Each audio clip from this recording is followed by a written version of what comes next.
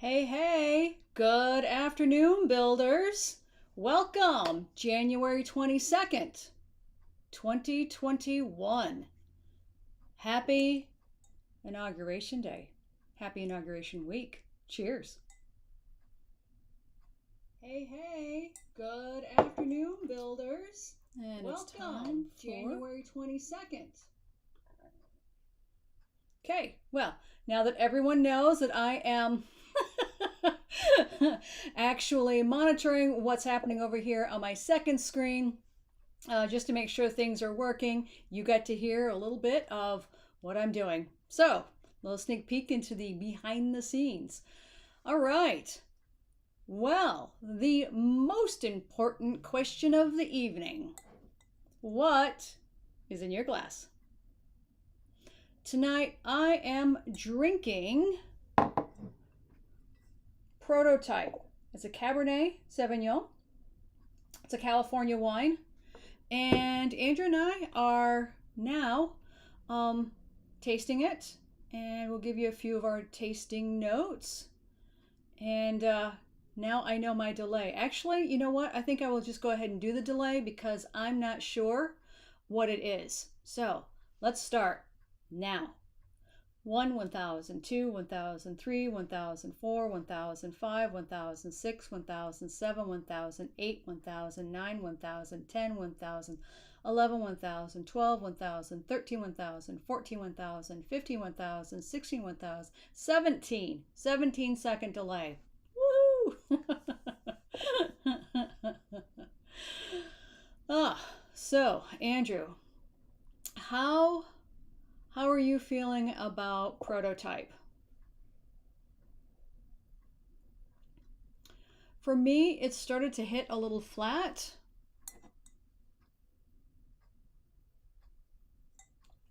But it's starting to warm up.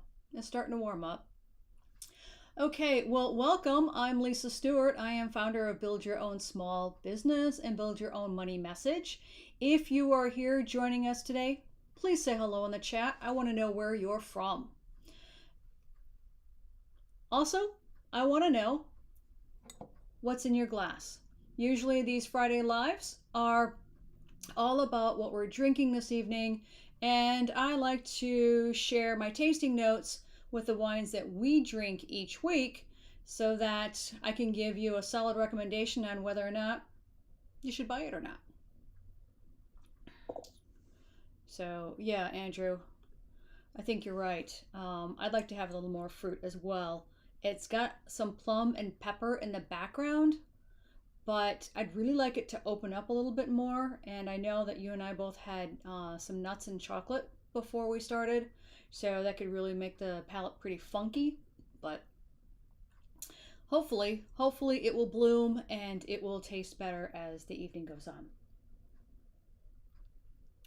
Hey Andrew, maybe you can tell me, how much was this bottle of wine? I don't recall. What was the price point on this roughly?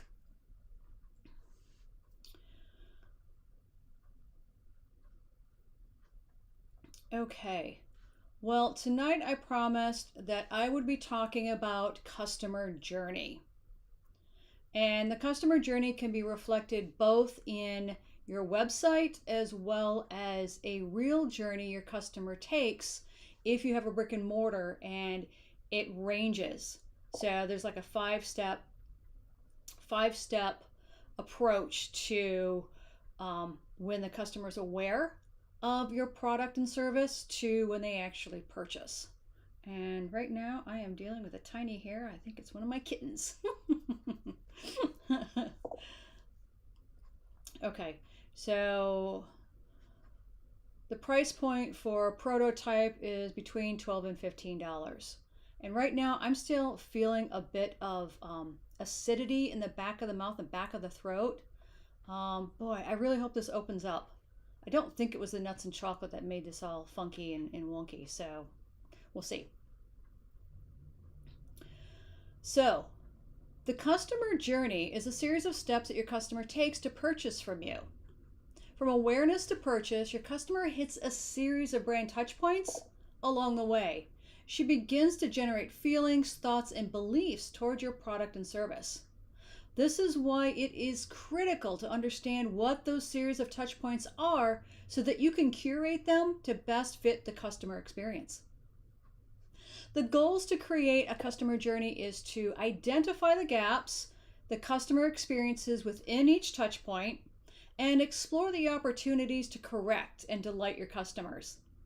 So just briefly, the brand touch points that I'm referring to are all the activities in your business. So this might include your website, your business card, your storefront, how you say hello when you answer the phone, what you put in your emails and how you sign off on your emails, even as something as mundane as your invoice. Those are all brand touch points along the customer journey and their experience. So when you're building products that customers love, you need to know what they're experiencing when they need a product like yours and how they interact with it once they do discover your product. Hey there, I am Lisa Stewart, founder of Build Your Own Small Business, and I am so glad that you have joined us this evening. In the chat, please let me know that you're here and where you're from. I want to know. Inquiring minds. So we're talking about customer journey tonight, and what you want to understand at the minimum, the requirements for building your product that will allow your customers to achieve success with it. Is the success of feeling beautiful and cared for one element? So today I'm going to be focusing on the high-level end-to-end customer journey experience map. It's a very simple framework to outline your customer journey. It's a way of visualizing how customers are going to find you, become aware of you and your brand. Then I'm going to help you understand how it transforms this into leads, prospects, and customers, ultimately raving fans.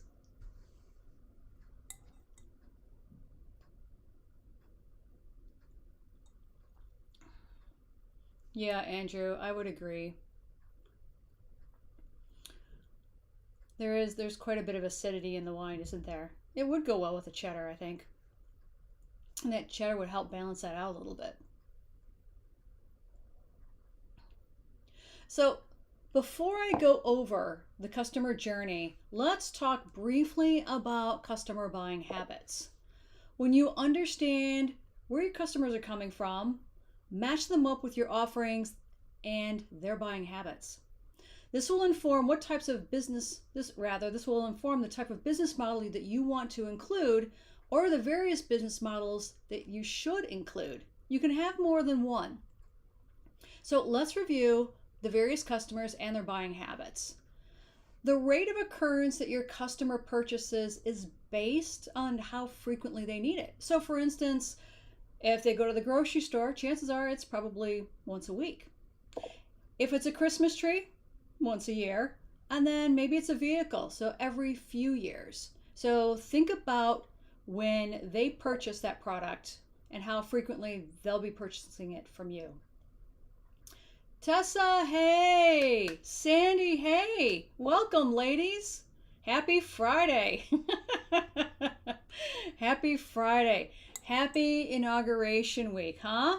Cheers! What's in your glass? Let me know. Tonight we are drinking Prototype. It's a Cabernet Sauvignon from California. We've had this before and we've been relatively pleased with it, but right now Andrew and I are having difficulty trying to discern what's happening with our palates. We both had nuts and chocolate chips. I had my tiny little bowl about an hour or so ago, and I think it's playing havoc with my palate. So we're trying to get this wine to bloom for us. We opened it probably about 20 minutes or so ago. The price point, if you're curious, is between 12 and 15 bucks. So I wanted to share with you my tasting notes so that way I could determine whether or not I would recommend this for you. So, Powers Merlot. Oh, Tessa! Do you know that we had Powers for our wedding. We bought a case of it for our wedding. Yay to Powers, huh? All right. Cheers, Andrew. Cheers, Tessa. And Sandy. Sandy, what are you drinking? Let me know. And who else is in the chat with us? I want to know. Let me know who you are and where you're hanging out. Whew. Okay. Yeah, we may have had the red blend last time. Definitely. Okay, so let's get into why people buy as we go through our customer journey. People buy because they either want to overcome adversity or achieve success. They're hanging out in a certain circumstance that they need to pivot and figure out what step they should take next. Either way, your customer needs help getting to that desired outcome. And your customer's first emotional connection with your business is formed by a trigger that sparks their buying journey that moves them towards purchase.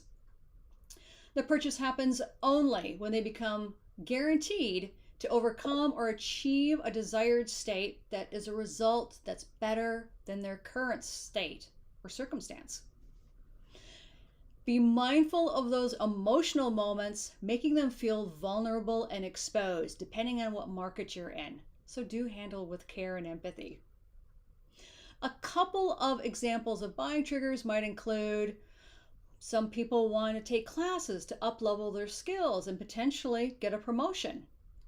Some folks buy a minivan because they're growing their families, and others buy a massage to heal an injury or to maintain their self-care routine. Whatever the reason, they'll be looking for somebody that provides the services or the products to achieve their desired state. Okay, let's talk customer types. Customer types range from about 7 different types, and it's imperative to know where they are in their buying journey. So you've got researchers, buyers, lookers, impulse buyers, bargain hunters, and discount hunters. Yeah, we all have them. Be prepared to identify and interact with each one. Be as helpful as you can during their journey, but don't be pushy. Also, be quick to identify the discount hunters. And don't, for the love of all sales, don't take their attitude personally. It's really tough not to, but once you identify who they are, then you can go, okay, I'll let you, go do your thing, and I will take my attention towards a customer who really needs it. Lord knows I've seen plenty in my day. And as a maker and inventor, I understand the STEAM entrepreneur's motivation, their drive that keeps them burning the midnight oil to finish a project. I also know the right language at the right time is vital to engage with them during certain times along their customer journey. So the lesson here is crafting the right language that describes your customer's need, and it's critical to identify their motivations during that. Okay.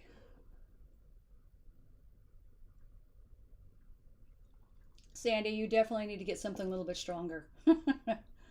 And yeah, Tessa, try the Powers Pinot Gris.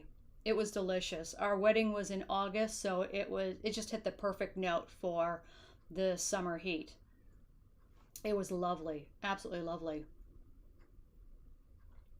Okay, when your customer is shopping for a new service, she embarks on a journey. She goes through at least 5 stages in her journey, from awareness, info gathering, evaluation, purchasing, and post-purchase evaluation. But today, we'll only talk about the top 3. Let's talk about awareness. Your customer is having an average day until something happens. She could have experienced an auto collision, or perhaps she remembers a looming project deadline. Or surprise, she just got engaged. So the first stage is awareness. Now, let's call her friend Wendy. Wendy Wendy's friend just got engaged and she's looking for a wedding gift. And she knows that her friend likes wine. And that's great because I like wine too. So Wendy moves from awareness to info gathering stage. She needs help gathering information, so she uses several resources like her friends, her favorite search engine, online reviews, and calling a few past customers. She has lots of options to choose from. She could choose one special bottle of wine, she could choose a case of wine, or a special gift. As she evaluates her choices, she discovers that my shop sells handcrafted leather wine totes, which is the perfect gift for her friend. So for instance, I've got a sample here, sample wine tote. As you can see, it opens easily on the top, and it's got some interesting cutouts here to expose just a hint of the wine label and the back, and then also little peekaboo keyholes on the side. It also has a patch that features my illustration of Marrakesh cats. So you can see the etchings of the cat heads in what looks like a 4-leaf clover. I love that. Anyhow, it's glued and it's stitched on with a cute little rivet on the center point. So this tote gave Wendy the ability to look interesting to her friend. And during the purchasing stage, Wendy was looking for some assurances. As the product developer of this wine tote, what promises can I make her? Well, I'm the one who designed and constructed the tote. I chose the leather myself, and this speaks to the quality of the luxury product. The image on the patch, of course, features my cats, so this speaks to the uniqueness of the design. When we owned the shop, we had the ability to personalize each tote with their name or initials, because who wants to turn friend into frenemies? Am I right? So, as I mentioned, this tote gives Wendy the ability to look interesting to her friend. This shows her how special her friend is for choosing a unique gift, like a wine tote, and she understands exactly what her friend would appreciate in a gift. If you develop products, how will you demonstrate assurances? Is your promise and assurance posted on your website? Let me know in the chat. While I take another sip of wine, let me know.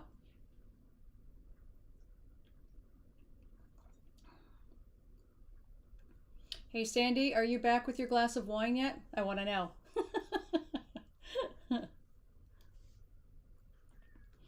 The lesson here is that the top 3 buying stages include awareness, info gathering, and purchase.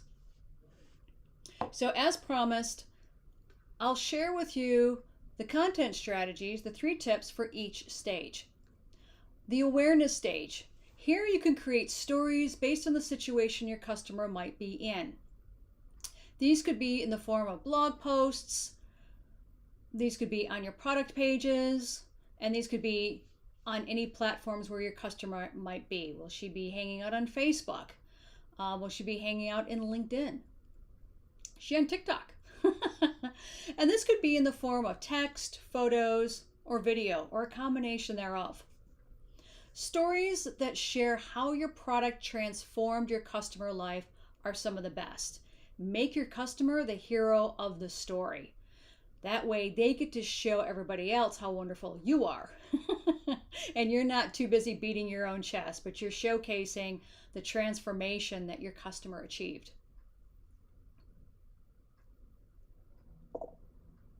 Uh-oh. Sandy made a kamikaze.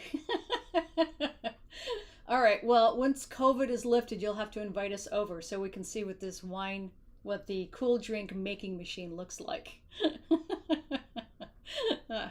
Cheers to you, Sandy. I wish I could see the color of your drink. Does it have a special color? Is it like blue?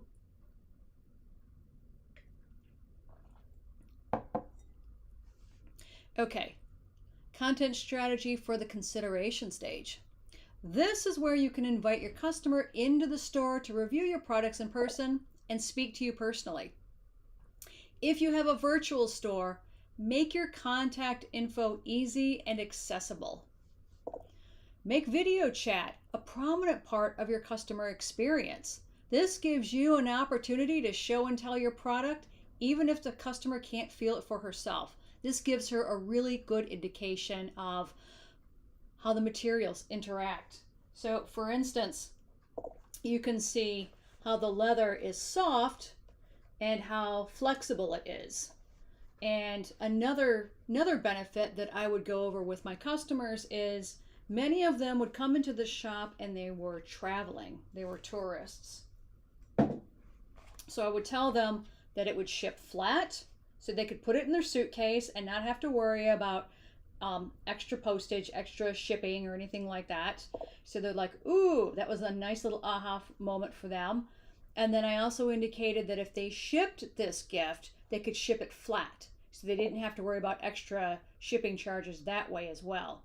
So when you start to outline, each step of how she's going to deliver this gift to her friend, make some suggestions, and they will be forever in your debt. So they will be grateful, because I've seen a lot of customers go, oh yeah, I didn't know. Oh, that's a good idea. Oh, thank you for telling me. So you want to be extremely helpful to your customer so that they start talking about you and they start raving about you. And another thing that I used to do is I used to have postcards printed up. And when I would pack the gift for them in the bag, then I would throw in a couple of postcards, and I'd say, keep one postcard for yourself and tuck the other postcard in the gift, so that way if your friend wants to check us out and buy more products from us, she'll have a piece of collateral that she can put on her fridge. And that's something else I would tell customers to do. When they took our postcards, I would tell them exactly what to do with it. I would say, take this card, put it on the front of your refrigerator. And then I would make some kind of cheeky joke like, so the next time your husband owes you an apology gift, you point him to Lisa Stewart Designs and come buy something that is leather filled and smells great. And they would laugh, and lo and behold, I can't tell you how many times I'd have customers walking through the door with a postcard saying, I did as you told me to. I put this on my refrigerator and now I'm coming back. So if you tell your customers to do exactly that, they will. They will follow your directions implicitly. So try that and let me know what happens.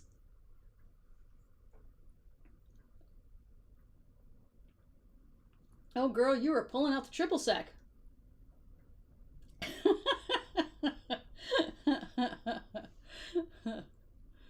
Oh, Andrew, that's funny. Kamikazes, they are to die for. All right, Sandy, I'm going to post your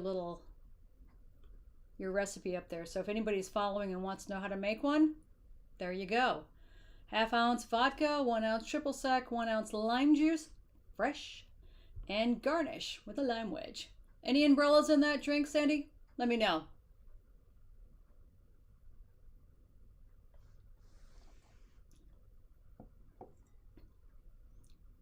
Yeah, you're right, Andrew. People held on to those postcards forever.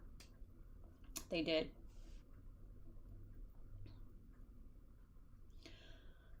Another tip is to make sure you're accessible to your customers, because customers love talking to the business owners. It makes them feel special and connected to the business.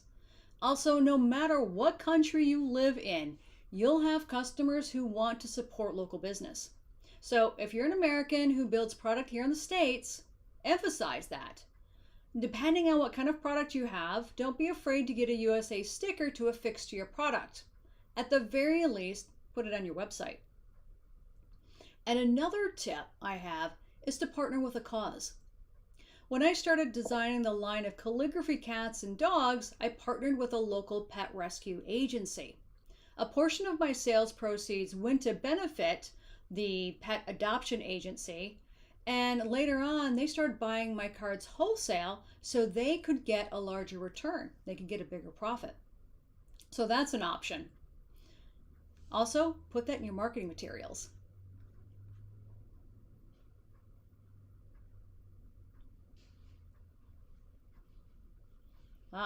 Tessa has a question. Let's pull up the question.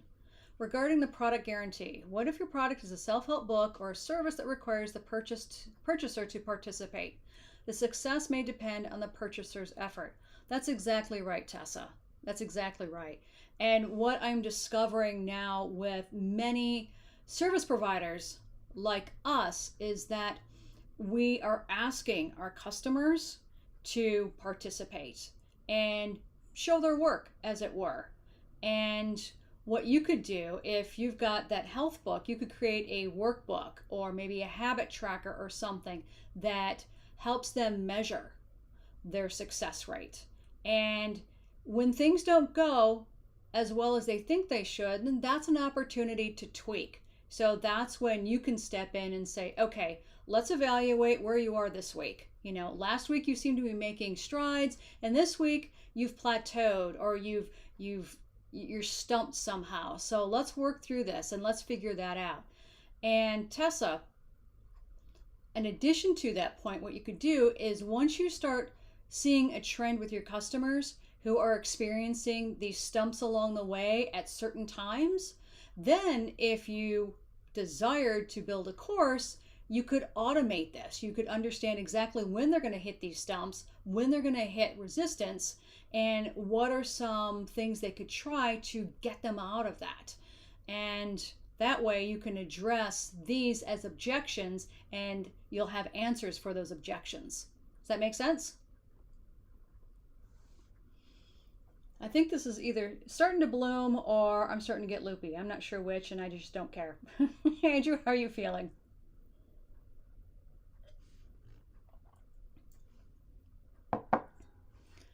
So, hey there, this is Lisa Stewart, founder of Build Your Own Small Business and Build Your Own Money Message. And today we are here talking about mapping your customer journey and the 3 tips on content creation on which you should use during which stage. So, stick around. I am heading into the end zone here with the solution and decision stage. So express the benefits of success and transformation your customer is going to feel when buying your product. Use expressions like, your friend is just going to love this tote. I know that my friends ooh and ah when I bring the wine tote over to share a bottle of wine. People want to steal this from us when we walk in. So when I share those personal experiences with my customer, they feel connected with me and they go, ooh, I want to be that person. This makes your customer feel special and elevated. She'll look interesting to her friends. Looking interesting to others is one of the most important emotions people desire. The desire to look interesting. That's key. This is also the time to remind them about your cause partnership, because I've had many people say to me they bought my products just because I partnered with the pet adoption agency.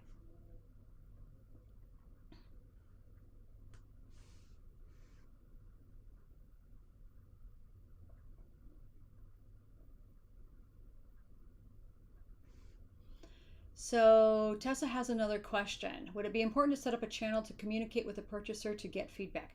Absolutely. You know what you could do? You could do a couple of things.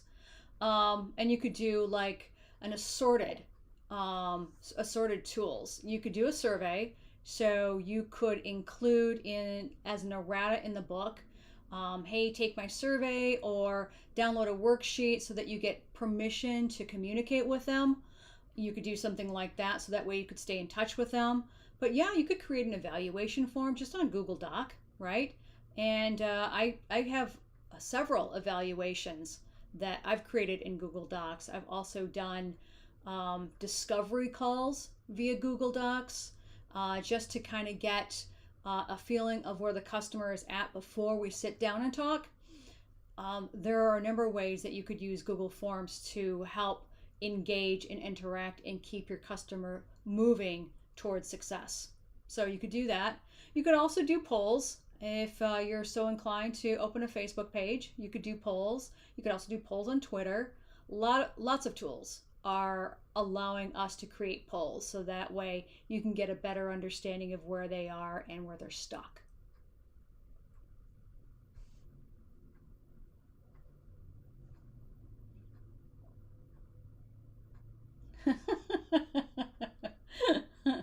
Okay, thank you, Andrew. You got crackers, huh?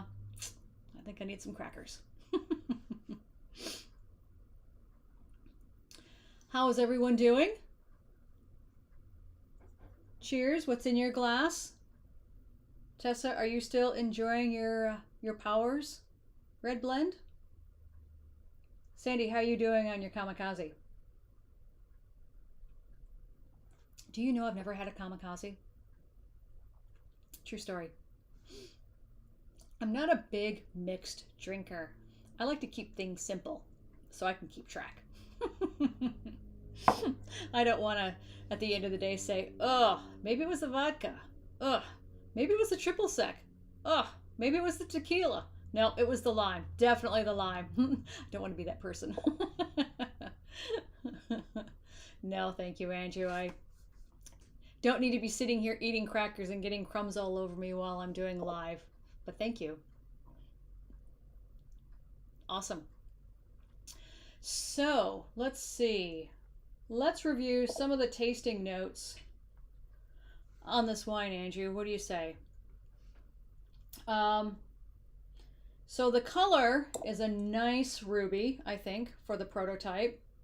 The aroma is plum with a bit of pepper. But the initial taste was flat, I think. The initial taste was flat. It's starting to open up a little bit. Did the crackers help cleanse the palate, Andrew? Let me know. But yeah, there was some acidity, so it's got a bit of dryness to it. So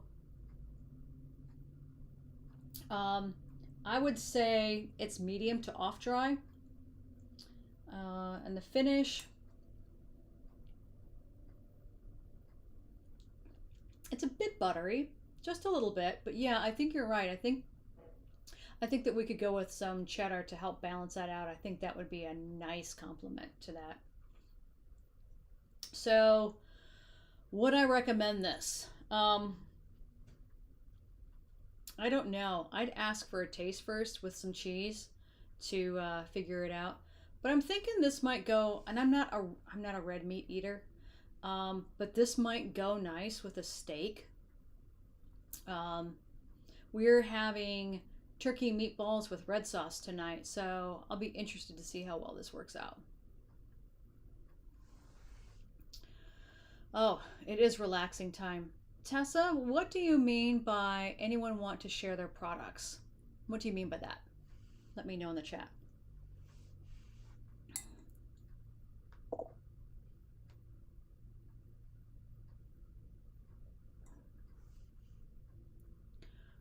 Andrew has his opinion on the wine. Deep purple, acidic and dry with a lot of pepper, and a touch of fruit.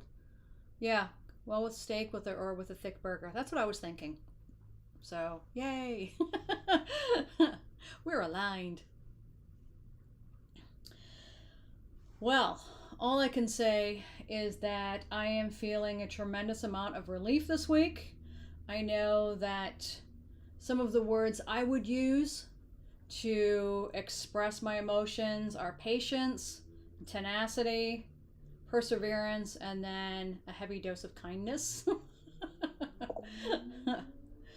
After the relief of the Biden-Harris inauguration and the threat of the threat diminished with the Proud Boys, ramping up and wanting to burn our cities down, I'm so glad it didn't come to that. Good God. So I am hoping that we can move forward together, heal and prosper together. I'm starting to get some uptick on client opportunities, so that makes me really happy. And I'm thinking, because it was right after the inauguration, I'm thinking we're all going to see an upswing in consumer confidence. So fingers crossed, we see more of that.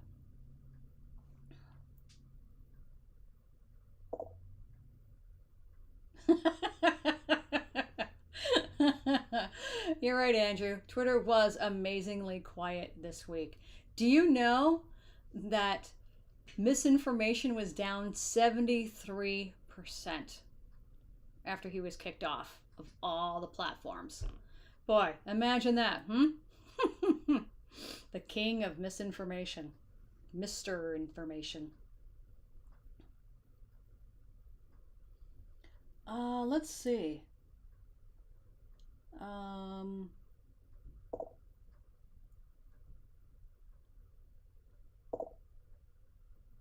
Yes. Sandy just launched a line. She's telling us that's doing really well. I'm excited for you, Sandy. Clean beauty line, Moniker Blunder Beauty with her friend Monica. So I'm excited to see that take off for you, Sandy. Cheers.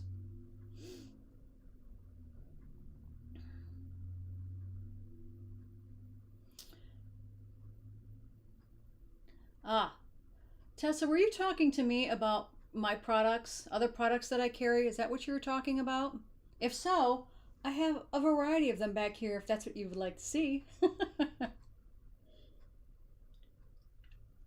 I will show them to you even if you didn't ask.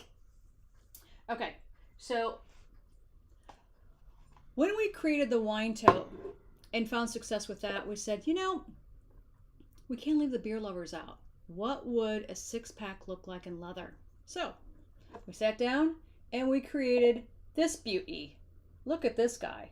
And what we discovered is that a number of different bottles would fit in here. Pop bottles would fit in here, and some other interesting bottles that were being generated for the wine, liquor, and beer industry. And so we found that kind of fascinating that this would carry a few different bottles. And what we encouraged folks to do as an insurance policy is actually get their name etched into the product. So you can see Andrew's name here. It's Mandrew. That's my nickname for him. And then as a gift, we would give them an etched opener. And so this would have my name on it, Lisa Stewart Designs, with my URL.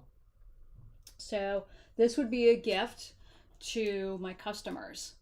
And the benefit to this is that it would keep your beer cold for several hours. I actually tested it one time because we also made beer cozies so that you could put individual bottles into the leather and walk around with them. That was a happy surprise. I was absolutely delighted. And this is a prototype, as you can see. This is like one of our first prototypes. We punched holes in here because we also then can put a leather strap on it so we can carry it crossbody. So we just pop that around there, keep our hands free. So we got lawn chairs and coolers in one hand and our beer across our body. So yeah, that's what we did. And that's something that I usually recommend to all of my clients. I encourage them not to engage in discounts or coupons, because when it comes to luxury products, and I look at handcrafted products as being luxury products, just straight out of the gate, I encourage my clients to look at other ways they can provide value without reaching for the discount or the coupon. I can't tell you how many customers I had come into the shop saying, "Oh, will you do 2 for 1?" And I'm like, "No, I won't." And they're like, "Well, it only takes you so much time." And I'm like, so I would set my jaw, I would take a deep breath, and I would explain to them and educate them on how we make our products and how the products that they would see there in the shop, that's all there was. We didn't have a warehouse of 600 wine totes and 500 beer 6-packs hanging out in a warehouse somewhere. Do you know how many times their jaws would drop because they never thought of it that way? They never thought that because they would come into a beautiful shop that it would be something that 2 people could put together by themselves. They didn't realize that there wasn't a big company, with a board of directors and other shareholders that were participating in our success. And so when you just kind of lay out, what things look like behind the scenes, they go, oh, I didn't realize. And I'm like, yeah, it's just us. So everything you see here is handcrafted by the two of us. And then, oh. And I think what that did is that gave them a deeper appreciation for who we were and what we did. So yeah, providing value. So two ways that you can provide value. One is really articulating the benefits of your products. And your products have, if you ever go through Amazon product page, for instance, right, you'll see all the features as a bulleted list. You'll see all the features of a product. But in many cases, you don't see the benefits. And that's what's critical and vital about being able to sell your product, because the features really talk about how things work in the product. Like this is leather. It's got a wooden handle, and it's got 6 pockets. So those are the features. But the benefit to this is it's got 6 pockets to hold a full, 6 pack of beer. It's got a round handle and a leather grip, so that way your hand doesn't get fatigued. So the benefits speak to the feelings, right? It speaks to the human interaction and how you're going to feel as you're carrying something, right? Is it going to feel heavy? And is it going to make you feel tired? So when you start pulling in those feelings, then they start to gravitate and start engage in your product. And then also the happy accident was this keeps your beer chilled for several hours, and that means that you can throw this in your car, drive to your picnic, bring it out, sit down. By the time you lay out your blanket and your chairs, guess what? Your beer is still cool. And that's when they're like, I'll take 2. So yeah. That's when you start pulling that in. So that's one way to provide value. And many cases, that's enough. In many cases, that's enough. But when you start getting repeat buyers in, or they buy 2 or 3 and they start, building up their purchase, then that's when I start adding something special for them, because they're not dickering with me on price. They're not dickering with me on who made it or why it was made that way. They just appreciate the craftsmanship and the quality that we've actually been able to imbue in that product that we developed. So, yeah. Thank you, Tessa. I appreciate that.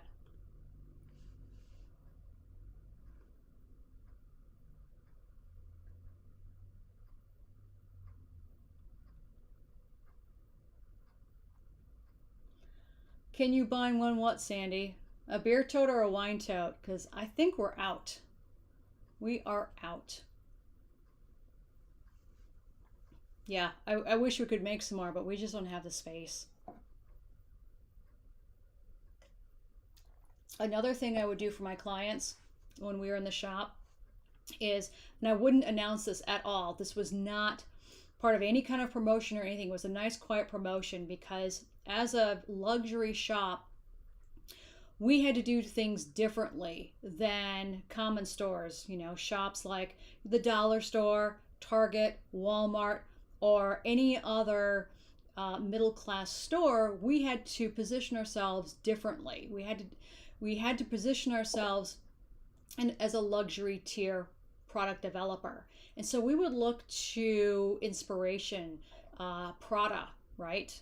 And I know some of you might say Coach, but no. Coach is a middle class product. And I'm not saying these aren't middle class products.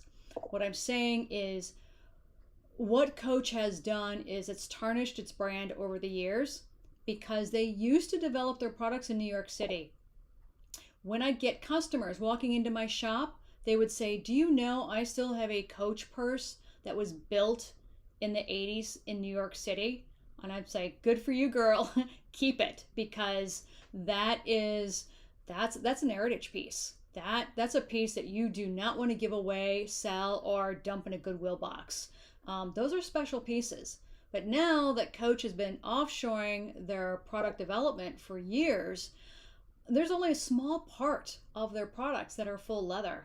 A lot of it is uh, what they're calling technology leather now, which is just another word for PVC. You know, it's man-made leather. That's all it is. And so, yeah, I had a number of customers who would come in and make disparaging remarks about Coach bags, and so glad we were not that. But yeah, so the quiet promotion that I would do is when people would come in and they would buy a product for $75 or more, I would say to them in kind of a whisper, kind of like, "Oh, did you know?"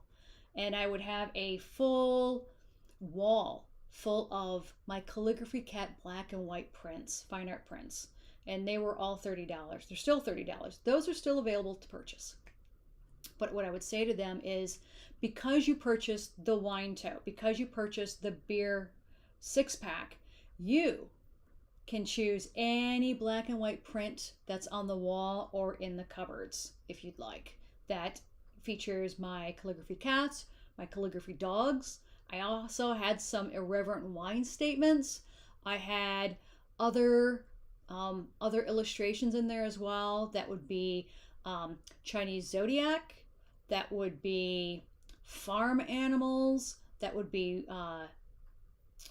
woodland creatures, and also some interesting medallions that I made as I blended different cultures together, like the Marrakesh cats, like you see, whoops, that you see on the patch back here. Did a lot of Celtic work as well, and I am actually looking forward to getting back into that. So that would be a lot of fun. Did a number of different illustrations with cats and dogs and Celtic, and yeah, they just turned out to be beautiful pieces, and just didn't have enough time to exploit them on leather that I wanted to, but that's okay.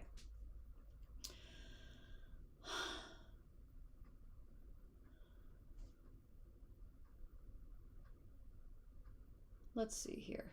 Ah, yeah, the one for the beer. I'm sorry, Sandy. That was it. That's it. Um, yeah, it was made with love. It was also made with ingenuity, cleverness, and the desire to make people feel joy during that moment of during their life, whether they're going to a baseball game or whether they're going to a concert. A lot of our folks were concert goers. Another thing about this wine tote that I found is that when you develop a product for a customer, you usually have a customer in mind, right? It's the wine lover. It's the wine lover who wants to look interesting when she takes her bottle of wine to a friend's house or as a gift giver. When I had customers coming into my shop, they would say, "That's great, but I ride horses and I'd like to take my wine with me. I don't know where I would pack that." And I'd say, "You know what? I could put a strap on that." And they're like, "No way." And I'm like, "Yeah." So I'd have a row of purses. A lot of them were crossbody purses. And I'd say, "Hold on a sec." So I'd pull a purse off. I'd pull off the strap. And I'd say, "What if I were to punch a hole on each side so that way you could have a crossbody strap and you could wear it as you're riding horses through the wintry woods," right? So you could stop, have your glass of wine by the campfire. And they're like, "Oh, that would be a great idea." So we started doing that, made that as an option. And then another customer came in and said, "I like to take my fifth of whiskey on my bike rides, his motorcycle rides." And I'm like, "We can put a strap on that for you." And he's like, "Sold." And so it was just absolutely amazing. Then suddenly this product started to find its way into different customer lifestyles. So that's what I loved about being able to be on the customer floor, on the shop floor, and talking to my customers one to one and addressing those what are normally looked at as customer objections. It's like, how can I satisfy this customer and still keep the integrity of my product? And so that's what we would do. So yeah, so much fun. Oh, they were.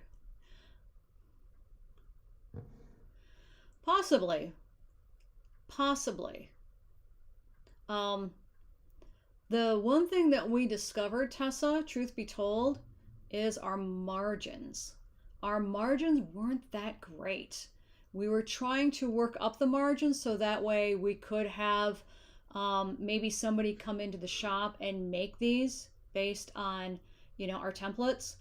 But the timing just didn't work out. And when we look at that kind of process, um, it might be something that we're looking into, but when I look at the margins, the price point would have to be a lot higher. So who knows? Maybe somebody like Prada would be interested in purchasing and licensing the template from us. So that's a possibility. Thank you. Okay. Wow. We are closing in on an hour. All right. So I talked about the customer journey and the three phases of that, right? The awareness, the consideration stage, and the purchasing. And hopefully at the end, they become raving fans and tell everybody else how wonderful your product is and your service. And lastly, I wanted to share with you something that I am dipping my toe in this week, and that is creating a movement. I wanted to create an umbrella for the 4 companies that I've got going on right now. And you may be saying, 4 companies? So the first one we've talked about is the Lisa Stewart Designs, where I had my calligraphy cats and the leather goods. So my leather goods, fine art, and my gifts. So that was my Lisa Stewart Designs. That was my first company and still is. And the second company is Make, Buy, or Modify.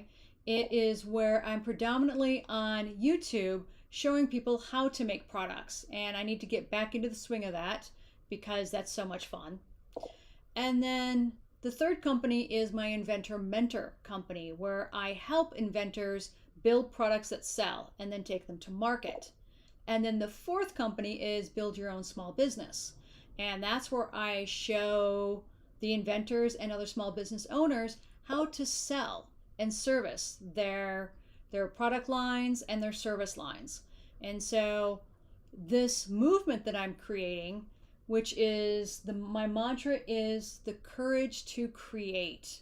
This is a nice umbrella over all 4 of those because this really shows another customer journey on how anybody who lacks the courage and doesn't have enough confidence in themselves to build a product, but they like either buying a product of mine or they like watching how I make products. I make, buy, or modify. This gets them to the next level. This gets them to start thinking about how, yeah, they could be an inventor too. Because number one, I believe everyone is creative, not necessarily artistic. You can be artistic. That would be the next step. But I believe everybody is creative. And I believe anybody could be an inventor. You don't have to be an engineer and you don't have to be an industrial designer to be an inventor. And so that's why, I have created these steps to allow people to follow along with me in my journey. So yeah, I help people find the courage to create. What do you guys think? Let me know what you think. As I develop this, I'm realizing that I could also create a keynote speech out of this. Tessa, you and I are going to have to talk. I think it also could be a really great foundation for maybe a TED Talk. What do you guys think? Please let me know. I want to know. I'm going to take another sip of wine.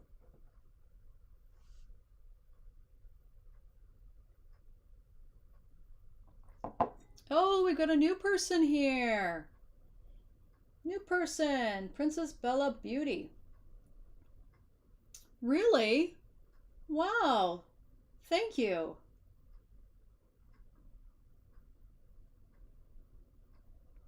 Thank you. Even on your TV. Oh my God, I just got the chills. Do you know why I got the chills? I was just telling my husband this week. Last fall, I started going live on my Facebook page and my group page because I wanted to get my feet wet in live streaming. And truth be told, I have been a petrified public speaker, and I joined Toastmasters a few years ago because I wanted to get over the hump of my fear of public speaking. And now I want to continue live streaming because I started that in my Facebook page and my group page, and a few people showed up, but not too many. And when I realized I wasn't getting enough traction with my message, then I said, okay, you know what? Screw it. I'm doing this on YouTube. But in my mind, I looked at YouTube as being another cable channel on your television. And suddenly, that's when I got white knuckled. And I'm like, oh God, YouTube. That means I could be in somebody's living room. Oh my God. And I just, the idea, the immensity of that, the enormity of that understanding that I could be in somebody's television as, sitting on their console or being affixed to their wall, and you're sitting back having something to drink, eating popcorn or whatever. Oh my God. Thank you. And you know what? I'm not that nervous about it. I thought I would be quaking in my boots, but I'm not. The more I do this, the more comfortable I feel. And thank you. Oh my God, thank you so much. I appreciate that. You're much smaller in real life? What does that mean? You live really close. All right, I'm intrigued now. Do you live in Seattle? Do you live in Ballard? Inquiring minds want to know. But thank you. So yeah, what do you guys think about courage to create and that movement? What do you guys think? I would love to know.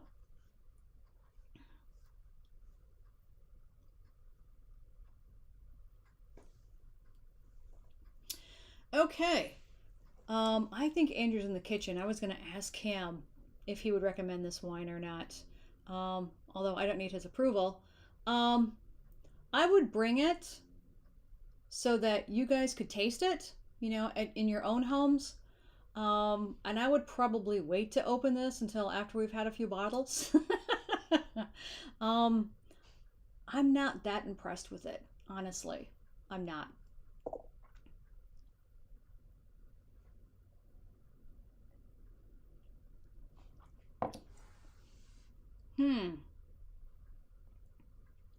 Interesting question, Automator. You do a lot of work with Python and Selenium. What do you suggest for coders who need HTML-based sites for testing?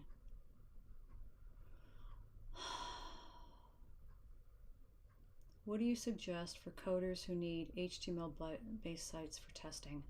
Are you talking... I'm not sure what you're talking. Are you talking... I think it's the wine talking. The wine's not letting me think right now. That's a tough question, actually. What are you working on currently?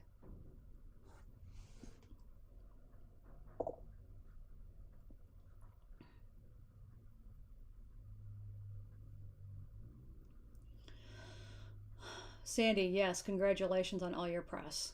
I'm happy for you. And I'm glad your PR agency is working out for you as well. So, congrats on that.